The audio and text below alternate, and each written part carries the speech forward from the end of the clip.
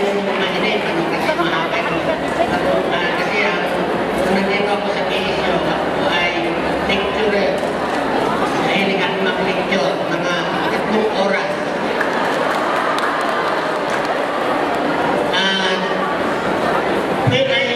During my time, sabi ni yung we established yung PSU SLU PIUC program. That is in Belgium. And the money is euro money, much higher than the Philippine peso. Ang dami natin scholars na nagtapos doon sa Belgium. There are 3 universities na pinuntahan nila sa Belgium. Antwerp University, Leuven University, at Ghent University. Miss Nagi and Dr. Tacarino know about this kasi sila ang implement. Marketing center. Kasi nakikita ko noon, lahat ng project nagtitinda. Lahat ng project may mga income. Pero nung nagawa na yung marketing center, naging milyon na ang income ng university. Kaya, kung i-centralize mo ng marketing, lahat ng product, yung nasa right side naman, may wine. Lumay-ban ang nakalagay doon. Alam ka ninyo ang meaning ng Lapo at ng Lumay-ban? Balikan ninyo yung welcome sign. Makikita ninyo doon yung Lapo at saka Lumay-ban. You may not believe it, but the welcome sign is yung Mora Park, yung mga benches natin sa campus, at saka yung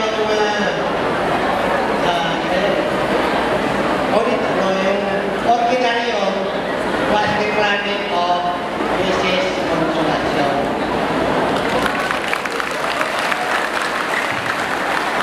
Kasi ang sabi ko sa kanya noon, upang hindi maka-intriga, do not teach anymore.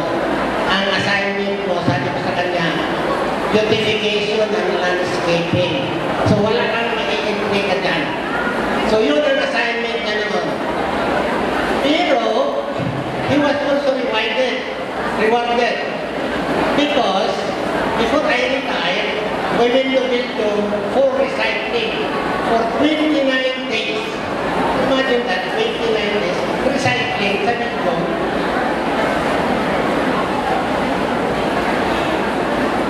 Kaya, ladies and gentlemen, because of this mga achievement, I was awarded a Sherpa Scholarship Grant. Pag naka-Sherpa Scholar ka nung sa Tuspanos, you are somebody.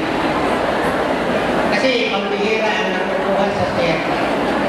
May mga sa KBS na napunta doon, hindi tinuloy. Kasi hindi natin tinuloy nyo. Another one is, hindi ko naman yan at yung aking bangko, pero totoo. The other one is, I was the first is Yossi President na nabigyan ng Dangal ng Bayan Award.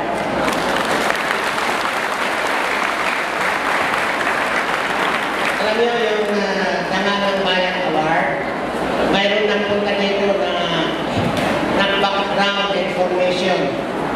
Sabi daw, ilan ba ang asawa ni Dr. Consolacion? Sabi nila, sir, isa naman ang alam namin. Wala bang header? Sir, hindi namin alam. Then, yung background information napunta sa Sablan, napunta sa Nangalisan, tinanong kung ano ang nagawa natin doon. Nagsabi naman sila ng totoo. Kaya, I was given the award. Because, tama naman yung mga sinabi ng mga partners natin doon. Kaya mahirap ang makakuha ng Dangal ng Bayan Award. Ngayon, ay nato wala kaya kang sumunod sa akin sa PSU. At the same time, I was also awarded Most Responsible Research Administrator by the Department of Science and Technology. Department of Science and Technology sa Taguig.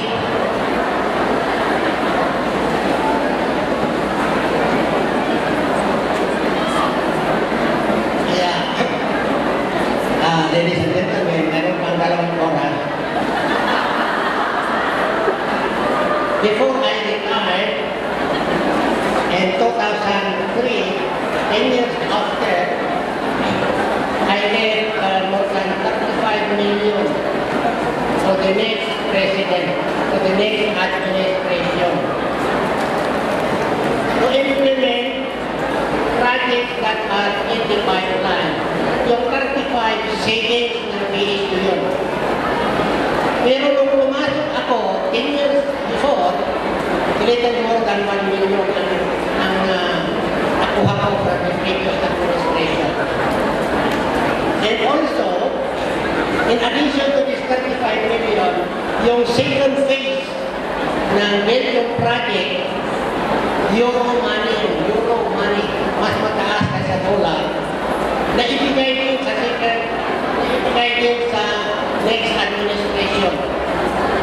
Kaya I was very happy na before I retired, nakatulong naman ako ng kaunti.